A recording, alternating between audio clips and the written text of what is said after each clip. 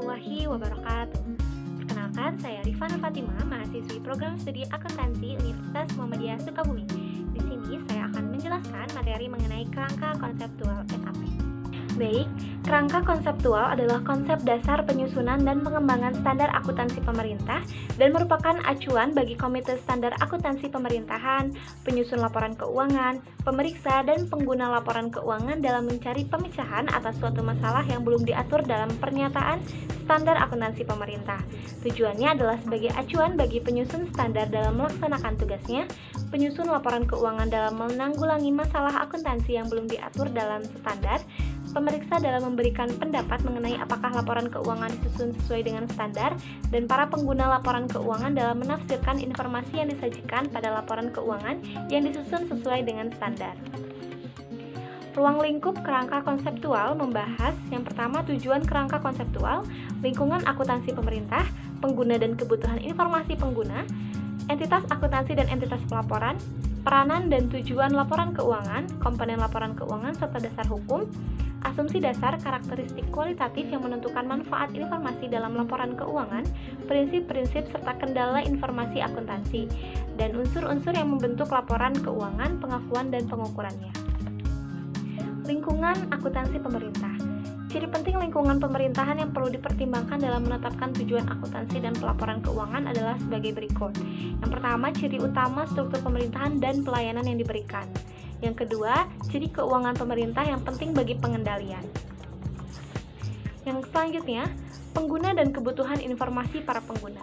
Terdapat banyak kelompok utama pengguna laporan keuangan pemerintah, diantaranya ada masyarakat, wakil rakyat, lembaga pengawas, dan lembaga pemeriksa, pihak yang memberi atau berperan dalam proses donasi, investasi, dan pinjaman, serta pemerintah.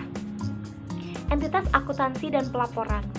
Entitas akuntansi adalah unit pada pemerintahan yang mengelola anggaran, kekayaan, dan kewajiban yang menyelenggarakan akuntansi dan menyajikan laporan keuangan atas dasar akuntansi yang diselenggarakannya.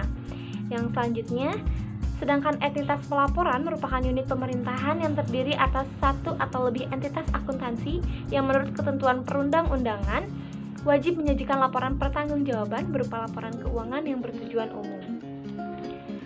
Laporan keuangan. Laporan keuangan ini disusun untuk menyediakan informasi yang relevan mengenai posisi keuangan dan seluruh transaksi yang dilakukan oleh suatu entitas pelaporan selama satu periode pelaporan.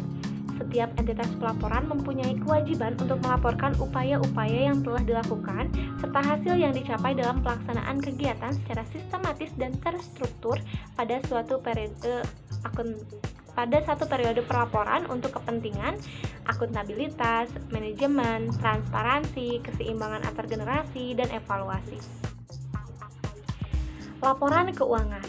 Laporan keuangan disusun untuk menyediakan informasi yang relevan mengenai posisi keuangan dan seluruh transaksi yang dilakukan oleh suatu entitas pelaporan selama satu periode pelaporan. Setiap entitas pelaporan mempunyai kewajiban untuk melaporkan upaya-upaya yang telah dilakukan serta hasil yang dicapai dalam pelaksanaan kegiatan secara sistematis dan terstruktur pada suatu periode pelaporan untuk kepentingan akuntabilitas, manajemen, transparansi, keseimbangan antar generasi, dan evaluasi. Yang selanjutnya ada asumsi dasar. Asumsi dasar dalam pelaporan keuangan di lingkungan pemerintah adalah anggapan yang diterima sebagai suatu kebenaran tanpa perlu dibuktikan agar standar akuntansi dapat diterapkan, yang terdiri atas asumsi kemandirian entitas, asumsi kesinambungan entitas, dan asumsi keterukuran dalam satuan uang. Selanjutnya, karakteristik kualitatif laporan keuangan. Karakteristik kualitatif laporan keuangan adalah ukuran-ukuran normatif yang perlu diwujudkan dalam informasi akuntansi sehingga dapat memenuhi tujuannya. Keempat karakteristik ini merupakan pernyataan normatif yang diperlukan agar laporan keuangan pemerintah dapat memenuhi kualitas yang dikehendaki, diantaranya relevan, andal, dapat dibandingkan, dan dapat dipahami. Yang selanjutnya, kendala informasi yang relevan dan andal diantaranya ada materialitas, pertimbangan biaya dan manfaat, serta keseimbangan antar karakteristik kualitatif. Nah baik, itu tadi materi mengenai kerangka konseptual SAP yang dapat saya sampaikan. Lebih dan kurangnya mohon dimaafkan dan semoga bermanfaat. Wassalamualaikum warahmatullahi wabarakatuh.